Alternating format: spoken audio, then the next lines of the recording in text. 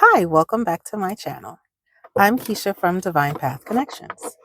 I started this series this week called True Intentions. And this week, I'm also going to add energy and spirit oracle cards to see if that brings a little more meat to the story, as they say. So, okay, Spirit just told me to shuffle and present 5 cards. So, I'll take one from the top. Oh, 2 from the top, 2 from the middle. And the second to that's very specific, the second to the last card on the bottom.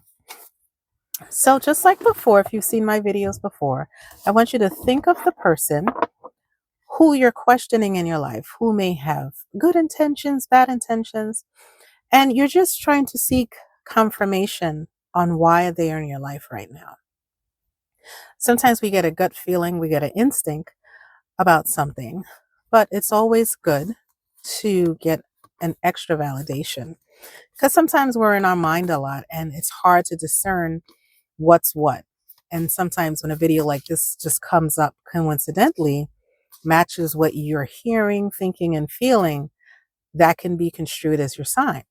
That has happened to me and many times throughout my life. I would think of something and I'd see a commercial.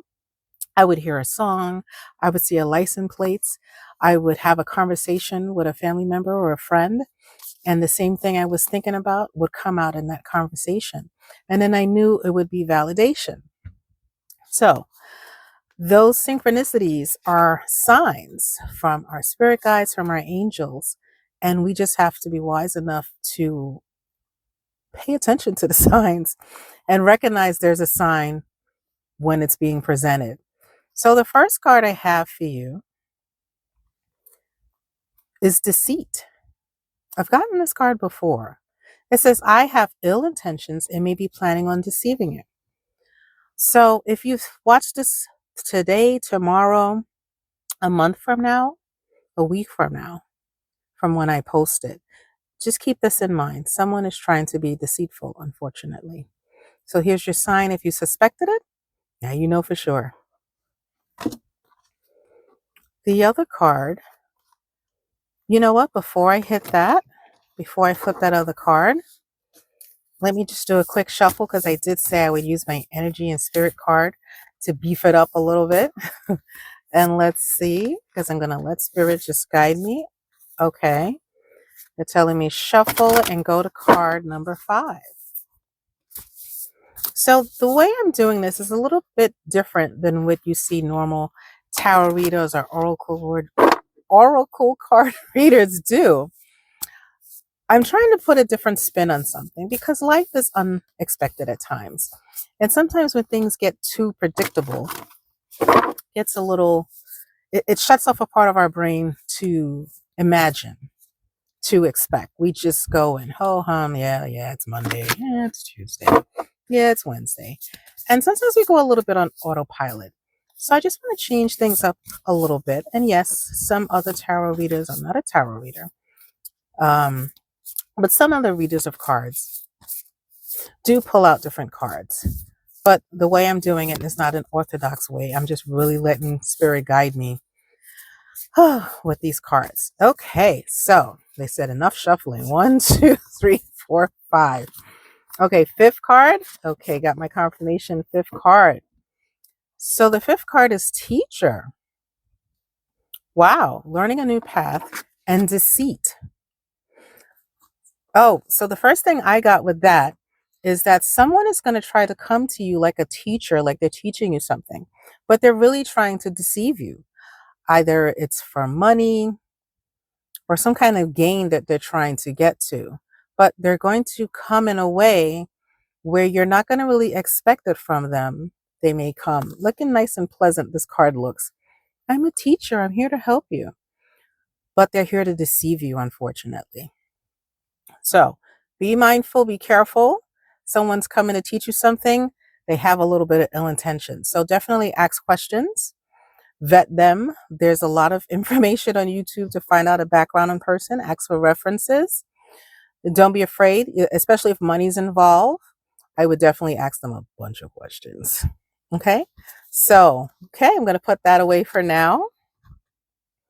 I hope you can see me. It's a little dark in here, but I have to turn my car around because the sun was sunning. So this is melting up the snow that we have so far. So my other card is false promises. I will tell you what I think you want to hear, even if I know it's not true or attainable. So that's definitely piggybacking off of the deceit card. Okay, so someone around you has a false promise for you. You know, they're like, oh no, I promise you the sun, the moon, and the stars. And you're like, oh, okay, no. Don't listen to that. That old saying, if it sounds too good to be true, it's too true. It's too good. Sorry. It's so sorry. They're talking in my head so quickly. Before I even told you about this card, they already told me card 3, and I'm like, okay, let me get my sentence out. So card 3, 1, 2, 3. Maybe I won't do this again. It's stressing me out. Okay, so relaxation, false promises, and relaxation, peaceful pursuits, and happy times. So again, this person that's promising you the sun, moon, and the stars, and look at that the moon and the stars. If you can look carefully, what did I just say? Sun, moon, and stars, right? And the moon and stars right there, and you're the sun. And it's a false promise. Okay, it's a false promise. Do not relax around this person. It's showing it right there. They're making you put your guard down. You're making you feel relaxed. Don't do it. Do not relax around this person. It's false promises. That's related to the deceit card. They're going hand in hand. So whoever's watching this right now, take heed. Sign, message, okay? Now, wow, that was very powerful. Oh my goodness. This is the first time I'm doing this, so it's a little making me feel a little like, wow, okay. Oh wait, not yet. Okay, so there we go. They said tell me to pick the bottom card. Okay. Exploitation. I want to take advantage of your resources, connections, skills, and knowledge. Not to, get political, but that sounds familiar, don't you think? Anyway, again, don't shuffle. Card number 4. 1, 2, 3, 4. Okay, here we are. Card number 4. Conscious steps. Considered action looking forward. Again, a match. Whew. I want to take advantage of your resources, connections, skills, and knowledge. So look, there's stepping stones, there's a star, there's a woman in a beautiful dress. It kind of matches my nails a little bit. So it's like this woman has everything around her. That means you have everything around you. You have resources, you have riches, whether it be a health rich, meaning you got good health, you got good strength. Could be monetary, yes. It could definitely be spiritual, and the peace that you have. So when we say resources, we have many different resources.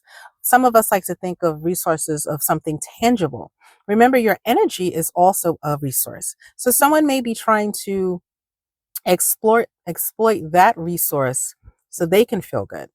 They're not giving you any benefit. They're just trying to get something from you. So you have to be mindful and not let them take advantage of your connections, your skills, and the knowledge. Exactly. So you're walking around all happy and high in life, and they're like, oh, I want a part of that. I want to be a part of that. So be careful and don't let anyone exploit you, excuse me. Okay, so tell me I could take the top card. Safe space. I accept and respect you for who you are and ask only for the same in return. Okay, so somebody has someone who's a really good person to them. They don't want anything from them. They're not trying to deceive them, or exploit them or take advantage. Okay, no false promises. This is a safe place. Okay, I like that. Okay, now they said I can shuffle and then go to 7. Okay. Hope everyone's having a great day. It's Thursday or Friday Eve, if some people like to say. Still the first week of January. But remember, whenever you get this message, is right on time for you. Okay. Okay, stop shuffling. 1, 2, 3, 4, 5, 6, 7. Seventh card. Here we go. Okay, elements. Wow, this is beautiful. Elements. This is a fairy within the forest. She's calm, she's happy, she's in nature. Nature is definitely a safe space. Okay, as long as there's no wild animals around. I'm talking about a park, maybe your backyard, under just a tree, a plant in your home. Those are all safe places. So this goes hand in hand. Someone around you just feels peaceful. They feel like nature. They feel like a breath of fresh air. You can be yourself around them. You feel calm. They don't want anything from you. You can share with them. You can be yourself with them. You could feel a relief with them. That's one way to know if a place is a safe place for you. If you're talking with one of your friends, family members, or coworkers, and if you feel completely like, oh, drained, yeah, that's not good. That's not healthy. Once in a while, yes, we got to talk to people. Can't live in a cocoon or a bubble. But every day when you're getting drained, that is not a safe place. That drains your spirit, that drains your soul, that drains your energy. So you have to be mindful and keep a safe place from you and cleanse to keep those people's energies off and away from you. Because what happens is that transpires onto you and you start picking up their depression, their vindictive ways, their sad ways, and you don't even realize. And next thing you know, you think, oh, I'm sad, I'm depressed. No, you're not. You're fine. You're just picking up on other people's energies and it's transmuting through you. And of course, if it's going on for weeks and weeks, of course, seek professional help. I'm not saying that, but just be mindful. If you're in a happy go lucky spirit, if you're in a safe space and then you're talking with someone and then you just feel like, oh, and then a couple days after that, you still feel weighed down and drained. Yeah. Do some investigation, do some investigating, get yourself cleansed, cleanse yourself. There's lots of cleansing baths. The world is different now. There's tons of information out there, that you can find to seek to cleanse your aura and to cleanse your energy and your space. So that way you can keep your aura light and not have those negative low thoughts on you. Okay? I hope that made sense. Last card. Woo! Vent. I like this one because sometimes I just like to vent. Don't we all? I have a lot to say about a situation and need a good listener. Wow. Are you a good listener? I think I'm a good listener. Sometimes I need to vent, but sometimes I can just hear and hear and hear what you have to say. And sometimes we don't want answers. Sometimes we just want to get it off our chest, and it's such a relief. And when you have someone around you that you can just do that with, it's a beautiful thing. It's a blessing. You have to be careful who you vent to because some people you vent and then they save it and then they want to spit it back in your face. No, thank you. That's not a safe place, right? But sometimes you just want to vent. It's a release. You're not looking for an answer right away or right at that moment. You just need to get it off your chest.